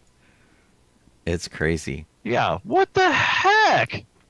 Oh my gosh. And so And like I'll just get one from Disneyland for like $20 or something that has Kermit on it if I Right. want a Kermit watch. Good God. to explain the watches, they are 39 millimeter dials, so they're not super big. They're silver bands, and the face of them has the color of the character. So it's pink for Miss Piggy, it's green for Kermit. There is a little calendar window that occasionally shows Kermit the Frog, and on the back, if you flip it over, there's like a little Kermit the Frog window back there too, or Piggy window, and it's like you have to hunt to find the Muppet on it. I would be mad if somebody Yeah. said, "Here's your Miss Piggy watch," and Exactly. they gave me this. Exactly, right? I'm so disappointed with these things. Good. Yeah. But somebody This must. is terrible. Oh, the little window with Miss Piggy on it is on the back. It's on the back. So you can't even see it Yeah. when Yeah. there's like a diamond or something Yeah. on the front. Right. It's at the I 12th mean, like- position. There's a gemstone. Like, who was in the approval process for this? Disney or whoever that was in charge of this. Like, that's good. Well, and to the heck? piggyback on this a little bit. To piggyback, ha ha ha. All right, frog. The Loungefly people, I think, are coming out with these Kermit and Piggy backpacks that are a little different than the usual like tombstone shaped ones we see. They're like drawstring ones, and it's got a here. I'll put one up here. You see if I can find it. They're $80 as Loungefly typically is, and these are much better than the Dippy watches, I think. Here, let me get to the video over here. I'll show you guys on video. So basically, they're the same as the watches. They're the color of the character, and they have That's drawstring. they have a little Kermit or Piggy Image, like a patch. it's like a pin on it. And, Yeah, it looks like a pen. It won't. It won't let me get any larger than that because it's like buy me. Oh dear. Can I just say that I really, Yeah. really, really, really hate when people claim to be using vegan leather. Just call it plastic. Yeah. Yeah. Well, and can I also say about that, about like vegan leather and stuff, is that pleather and that kind of stuff just doesn't last. No, it doesn't. And I'm so frustrated. And, Yeah. and like, look, I don't want animals to suffer. That doesn't mean I've stopped eating hamburgers, but I don't want animals to suffer. I have belts. I think Colleen wore one at Disneyland. Yeah. That have lasted 40 years, and they're still in great shape. And then every Yes. time I buy Yeah. one of these belts that's like, pleather, vegan leather, artificial leather, synthetic leather, whatever it is, they disintegrate. They last a year. And then Yeah. we've got to put all that plastic into a landfill somewhere. And that can't be good for the environment. But the leather stuff Yeah, not at all. lasts a lifetime if yeah, you if you take care of it. Yeah. So Yeah. I won't buy it anymore if I can help it. It just bums me out. Right. Yeah. Anyway, these I like backpacks the, are way cuter than the watch. I like some of the older, like they have some older ones before that are even cuter. So, some that look, the Kermit one looks like Kermit, or they have one where it's Kermit and he's played the banjo from the on the Yeah. tree stump. Well, So they have a lot of niftier ones that came out before this. yeah, Cuter. I found one of those. I'll show that really. Yeah, It is kind of cute. I like the one where he has the banjo and stuff too. They're both nice. Yeah, this one I thought was cute. And because it looks like the character at least, and it's like you kind of, kind of get it. So Yeah, see? but That's cute. Exactly. Yeah. I mean, honestly, if you had the right color green backpack, you could just put a pin of Kermit on exactly so. Yeah, I mean, you could make yours so even if you wanted to put the little felt collar Exactly. that he wears on it. Yeah. It's if you're even mildly crafty, you could come up with something cool. it. Nice. Yeah. I think it is Sean's turn. It's hard to tell because I keep jumping in on everybody's stuff. Yeah. Oh, yeah. Let's see here. I did the watches, that's why. Right. We mentioned Indiana Jones. How about a little something for short round? Huy Quan got his handprints in cement on behalf of Love Hurts. If you're in our chat, MCAT just got back from watching Love Hurts and chimed in over on the chat. And so our friend Levi, who used to be front of house for the Chinese theater and now lives in Hawaii and works for Cirque du Soleil, he flies back and he does these handprint ceremonies and he does their red carpet for premieres. And so he flew into town and he helped Huy Quan do his handprints and signature and stuff in cement. And as moral support, Josh Brolin, Jeff Cohen, Kerry Green, Corey Feldman, and Chris Columbus all came and supported him, his old Goonies cast. And Chris Columbus, who directed the movie, they all came in and were there for his ceremony. Well, Sean Astin's in the movie. And that's just cool. Yeah, I don't know why he wasn't here. Yeah. Oh. He must have been busy with something else. Because he's the key person missing from the cast. Oh, but was he in the new movie too, or just Goonies?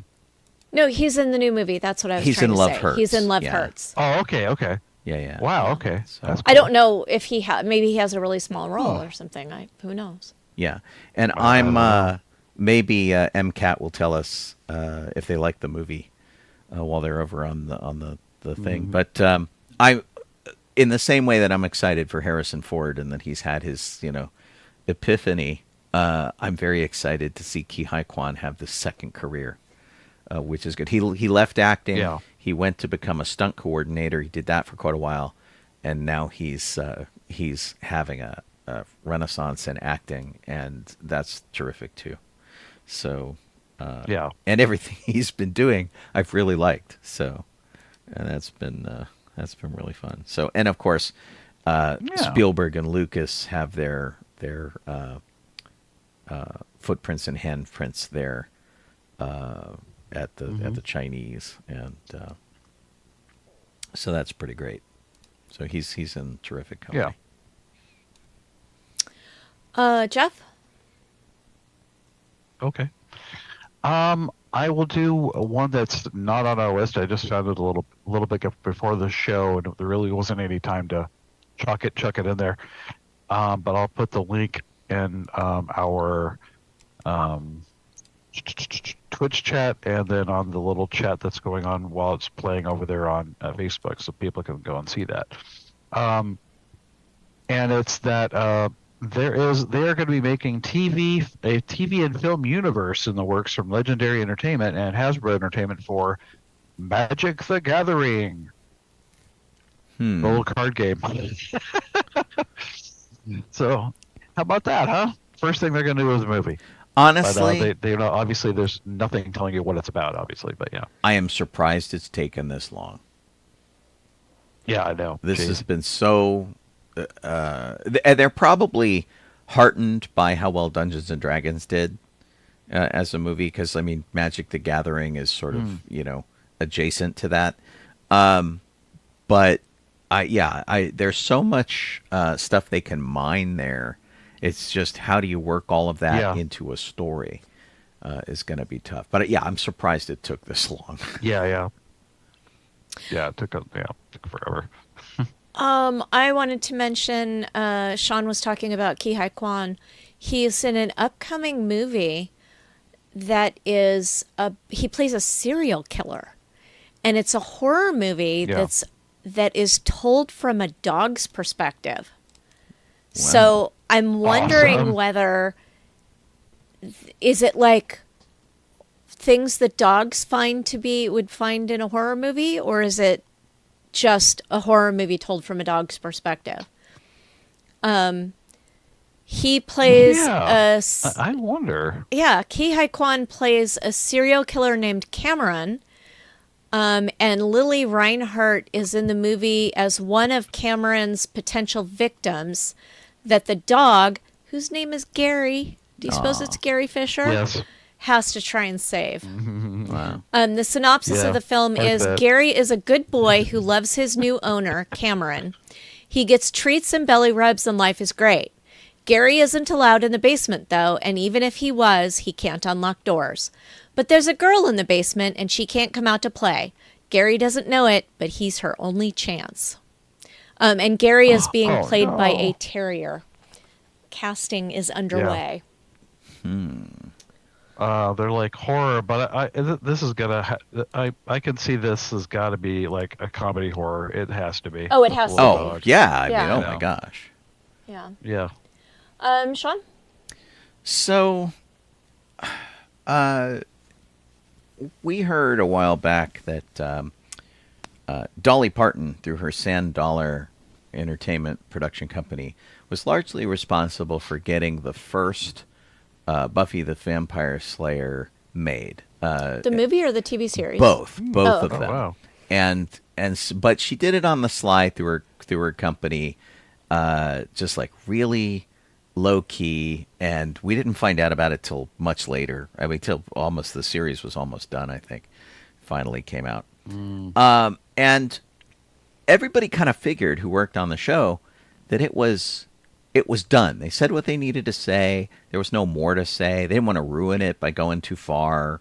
And everybody had decided to kind of like leave it alone. Like the last season of Buffy was really dark, and then there were a couple of what they call seasons that were series of comic books that continued the story on another couple of seasons that way in comic book format.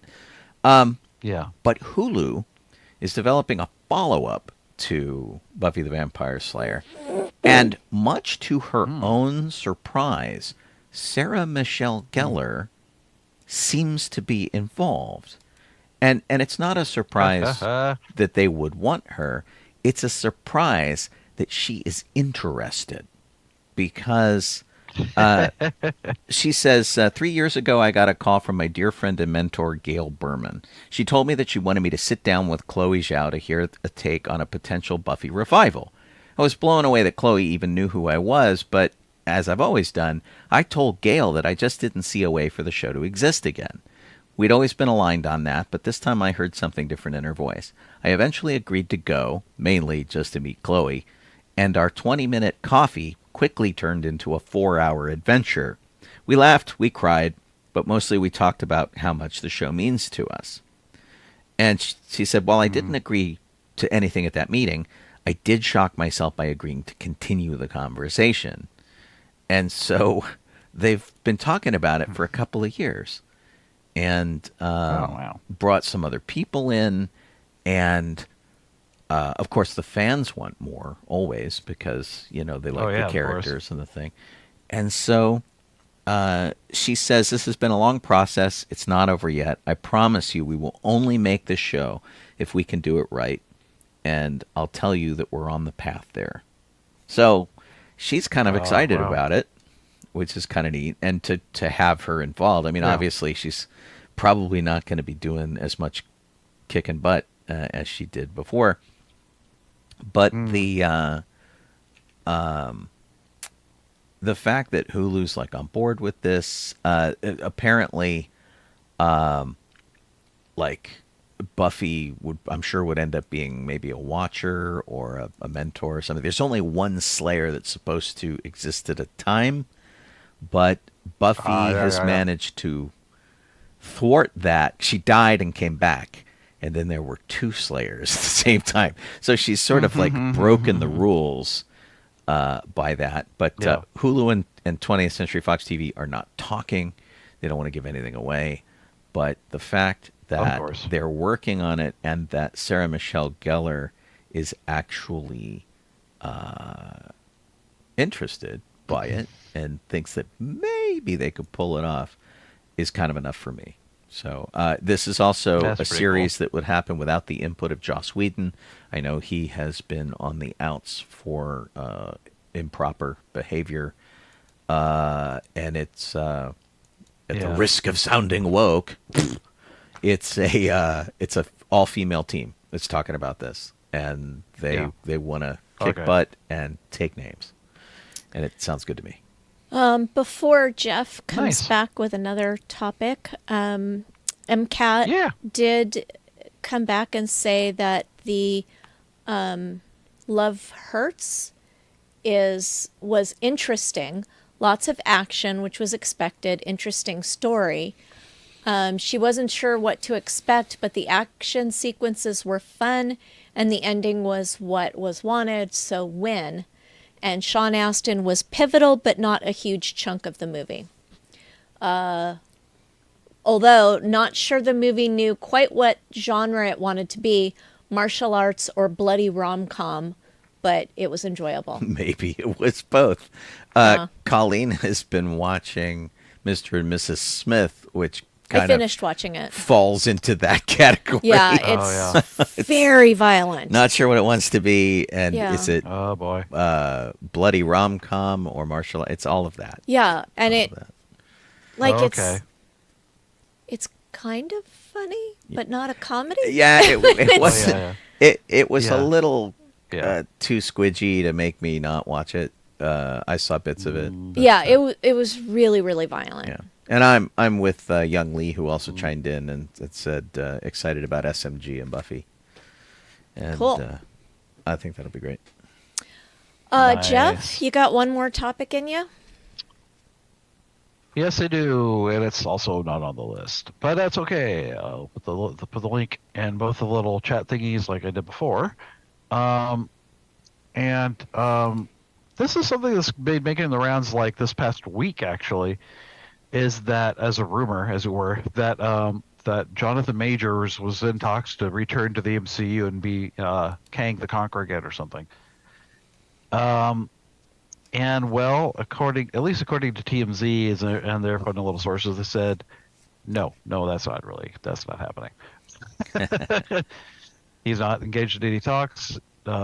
Nothing's happening. He got booted a while back, and we do know why. I won't have to go into that today, but yeah, he's not coming back. You know, people want sequels to stuff that they shouldn't make sequels to. Bob Gale on our list again said Back to the Future 4 is never gonna happen. Over his dead body will there be a Back to the Future 4. So stop asking.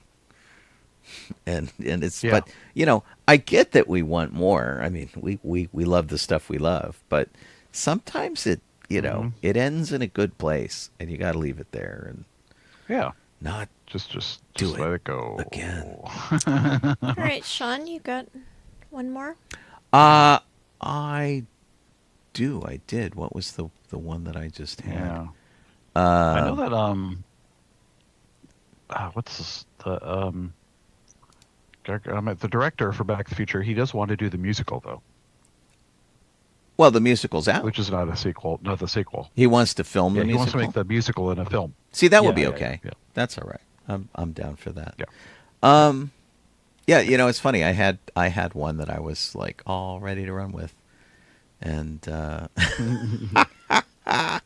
and now I don't. Oh, well. Oh, no! Yeah. Huh. Oh yes. Oh, here it is. It's not highlighted because there's no link. All right. So get yourself. Let's just show it. A pencil and a paper. And if you're a fan of Stranger Things, write this number down. It is 765-303-2020. And the number is a functional number. It goes to a 1980s 90s style answering machine, and it came from a poster that has been a teaser for Stranger Things, and it's this final season. I'm trying to dig the poster up for you. Yeah, I think it's in our chat somewhere. Yeah, Our I didn't Facebook see it, but I message. found it. So here, I'll show you the poster here, and so it is a missing poster, milk carton style, that is for Jane Hopper, white female, 15 years old, date of birth 1971, last seen wearing a hooded jacket, walking alone in the vicinity of Hawkins High School in 1986. So I'm assuming this is about 1986. There's a $3,000 reward. But who's looking for her? Why? We don't know. The reward Yeah. description is a little. The part that says reward for information leading to the location of the missing child, a reward Yeah. totaling $3,000 will be paid for all leads which result in the location of Jane Hopper or her body. Yeah, That part's not normally that's on a poster like that, is it? pretty creepy. Although it's No. the number's supposed to take you to the Hawkins Police Department, and once again, it's 765-303-2020, and Have it'll you called it, Sean? it'll play the message and it'll do it. Yeah, Yeah. I can play it, but I'd have to It's a mugshot. do some jiggery pokery to make it happen. Maybe next week I'll play it. Yeah. But Yeah. yeah, it was kind of an interesting. There was something very much like this when the very first season of Stranger Things was going on, where it was a missing poster for Barb, I think. Right. Yeah. And so. it was one of those pull a Poor tab kind of deal. Yeah, poor Barb. Justice for Barb. Yeah, dadgummit. But anyway, it's exciting to see that the show's coming back. Of course, we know it's got one more season. The kids are getting too old, and so it's got one more season. We'll have to see how they this is the last one. how they do it, because like Millie Bobby Brown is like 23 now or something, right? Yeah, something like that. Because she's 20, I guess. She's not quite as old as I thought she was. But Yeah. you look at any other picture of her, not from this show, and she's like a woman. She's Yeah. not like a kid. Yeah. So, yeah, we'll see how it all shakes out. All right, Sean, you want to wrap us out? I will indeed. So, if you have been listening to us, you've been doing so on sci-fi.radio, sci-fi for your Wi-Fi. We encourage you to go to that URL, sci-fi.radio. Just type it in, pop on over there. We have all sorts of news. We have a schedule up there where we have shows going for you and music going for you 24/7. I do the morning show, which is from 9 to 11 Pacific time. It's called Good Morning Tatooine, and we play birthday music for people celebrating birthdays. We have music for old TV shows and movies and historic music and stuff like that. And generally, we just kind of like goof off. So that's what I do in the morning. We've got lots of other shows that happen throughout the week schedule, including this one, Docking Bay 94, which also replays during the weekend and stuff. If you can see our smiling faces, that means you're watching us on Twitch or on Facebook or on YouTube. Like us or subscribe or do whatever you can. Let us know that you came by and you were there, and hopefully you enjoyed being part of the show. You guys really are kind of a big part of it. Yeah. That's why we've got the chat running over there. We love hearing your experiences and stuff, and that you're out there, and what you thought of the things that we are voicing our opinions on. So you guys are awesome for throwing up time for that. Big thanks to Kit again for keeping us on the straight and narrow with our show document, and for populating Docking Bay 94 on Facebook. You can go follow that and check that out and see all the cool stuff she posts. Yeah. And other than that, we'll see you guys next week. I'm calling Kaylee Crosby. This is Jeff Donoho. I am Sean Obi-Shawn Crosby. As always, May the force May be the with force you. be with you. we will see all y'all later on. Let me give some of the video guys our credits there. Bye, video guys. We'll see you next week. Night. Good night.